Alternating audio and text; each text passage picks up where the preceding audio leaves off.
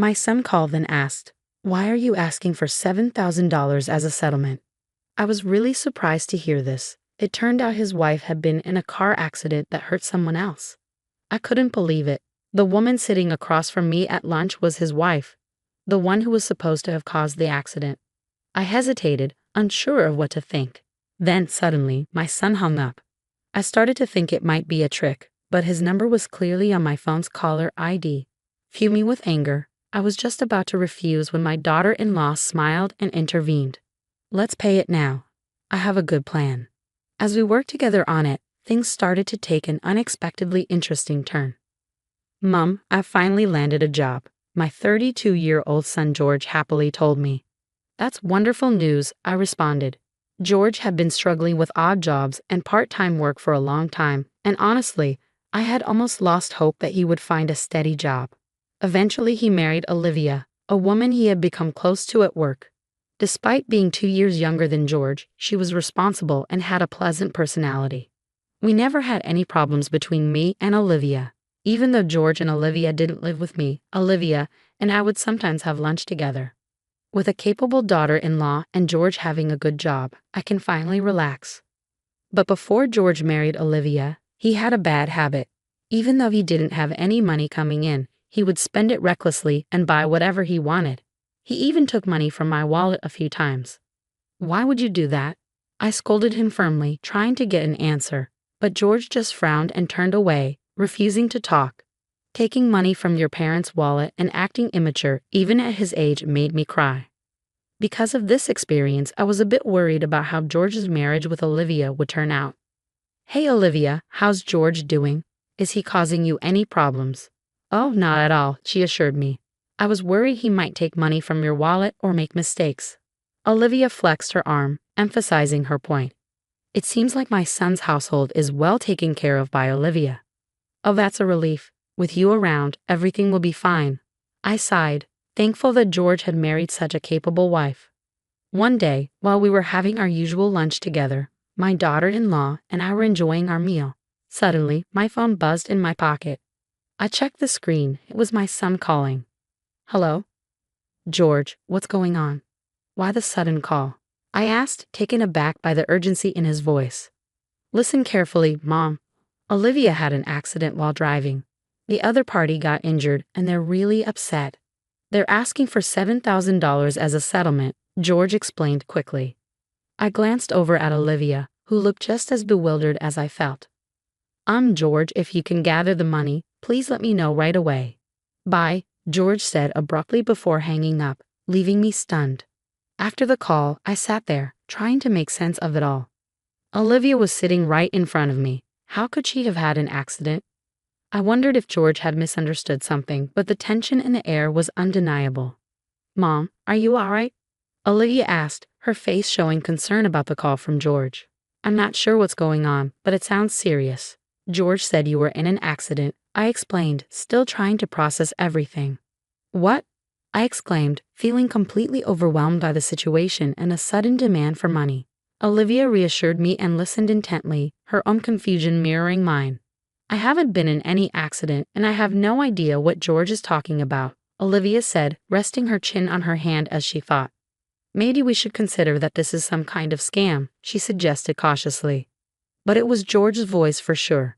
Unless he suddenly got sick and sounds different, but he seemed fine this morning. If it wasn't him, then who could it be? I wondered aloud, puzzled. The phone number displayed on my mobile matched George's. Olivia and I exchanged baffled looks, both lost in thought. If you haven't been in an accident, then that demand for $7,000 must be a lie. But why would someone make up such a large sum? And I don't fully understand George's spending habits either, Olivia sighed, trying to make sense of it. "Well, sometimes he spends money on trivial things when you see his room," Olivia explained. "What do you mean by that?" I asked, seeking clarification. Olivia then revealed George's recent actions, and I felt my anger flare. "George did that? Unbelievable. I won't tolerate it," I exclaimed, reaching for my phone to call George and give him a piece of my mind. But Olivia stopped me gently with a smile. "No need. Let's handle this strategically," Olivia said calmly. "Why?" "I have a plan," Olivia continued, her eyes sparkling with mischief.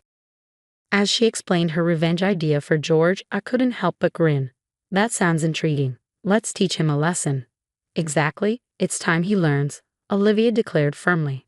And so Olivia and I teamed up, ready to leave George speechless. 3 hours later, I pretended to fall for the deception and called my son back. I've got the $7,000 ready. Let's meet in person for the exchange, I said over the phone. Wait a minute, came the cautious reply. Do we have to wire the money? No, that won't work these days. Banks scrutinize large wire transfers. It's safer to hand it over in person, I explained. Okay, where should we meet? My son asked. I specified a location and prepared a paper bag with the $7,000 inside. Sorry for the delay, my son said awkwardly as he arrived, accompanied by a stranger. Who's this? I asked, puzzled by the unfamiliar face. I'm James. I'm the one his wife hit with her car. The man claiming to be the accident victim introduced himself. James had a rugged face with old scars, suggesting he had a tough past. It was clear he wasn't just an ordinary person. George grinned with relief. Good, he brought the money. Now hand over that $7,000 to me, George demanded.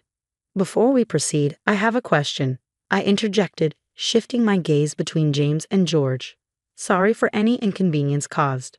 Could you provide us with details about the accident? Come on, does it really matter? George dismissed impatiently. It matters. We might be entitled to insurance compensation, and we need to understand what happened.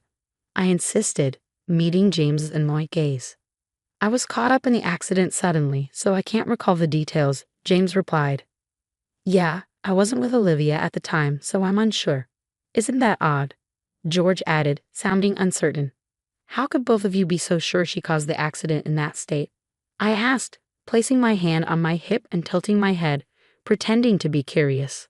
Wait, is it possible that surveillance cameras or dash cams captured the incident? If so, could you show me the footage? Listen, lady, you've been asking a lot of questions. Are you implying I'm lying? James replied with a threatening undertone. Despite feeling intimidated, I stood my ground.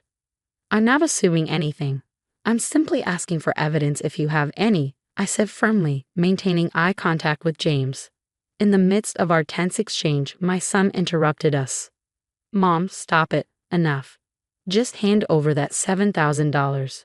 George's face betrayed his fear and frustration. Yeah, exactly. There's no evidence. I didn't cause any accidents, George asserted confidently, only to be shocked by the sudden appearance of someone. Olivia, why are you here? I did mention it, but when you called me, Olivia was having lunch with me, George stammered. This doesn't make sense. I didn't hear anything about this. As my son nervously retreated, both Olivia and I closed in on him. Why lie and make your mom prepare $7,000? The game is over. Come clean. We confronted him, ready to present our evidence. Olivia and I had gone to their house together to uncover George's wrongdoing. While he was out, we searched his room and found damning evidence. Among them was a loan agreement indicating he borrowed $7,000 with steep penalties for late payment, but it wasn't from a reputable source. Turning to the man next to George, who claimed to be the accident victim, I asked sharply, Since you weren't involved in any accident, who are you? James chuckled. Caught me. I'm actually a debt collector who lent money to your son. He approached me for help to get the $7,000. Pretending to be the victim seemed like a good idea at the time, James explained, amused by the situation. Meanwhile, my son looked apologetic and shrank back nervously. So now that we know why your son borrowed $7,000, I continued, seeking clarification. Yes, when I saw my son's room, I was at a loss for words. I showed a photo on my smartphone of George's cluttered room. It was packed with a staggering number of anime character dolls. I checked their prices online and was shocked. These figures can be really expensive. Among George's belongings were items worth over $700. We also found receipts showing how much he spent on these figures, which was clear evidence. As a parent, it's difficult for me to admit, but my son is careless with money. His wife manages his entire salary. How could he afford to buy such expensive things? If he had stolen from my wallet, I would have scolded him right away. We now understood why he got into debt, and my daughter-in-law and I were dumbfounded by the trivial reason. I knew about your hobby, but if it cost this much, I would have stopped you. Well, what else could I do? Figures are like works of art. If you don't buy them right then, you might never find such rare items again, Olivia said, glaring at her son with a mix of surprise and anger. George, on the verge of tears, tried desperately to justify himself. I understand that feeling. Please forgive me. With that $7,000, I can finally pay off my debts. But George, borrowing money from questionable sources and making reckless purchases can derail your life, I interjected firmly. Then, I tossed a paper bag to George. He caught it and looked inside, his eyes widening in shock. What's this? Just newspaper cut to look like bills. I'm not so forgiving as to hand over $7,000 when I know I'm being deceived, James chimed in, amused. Well, looks like things have taken a turn. So George, care to explain? James's smug voice made George pale and tremble as he held the bundle of fake money. Olivia was furious with my son. Using my name to deceive money from my own mother, I can't believe it. I'm divorcing you and thinking about cutting off our family ties, she declared. I added firmly, wait, both of you. Despite George's tearful pleas, Olivia and I shook off his grasp and left him behind. As we walked away, I could hear George sobbing while James burst into laughter. Later on, I advised George to sell all the anime figures in his room and use the money to repay his debt. He was clearly troubled but eventually followed my advice and managed to gather the $7,000 to pay back James. I decided to cut ties with my son, but before doing so, I gave him one final piece of advice.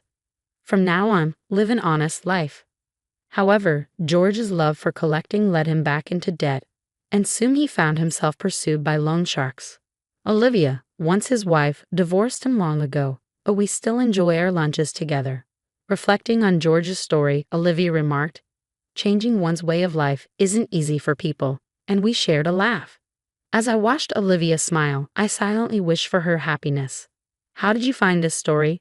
Don't forget to subscribe to our channel. Until next time.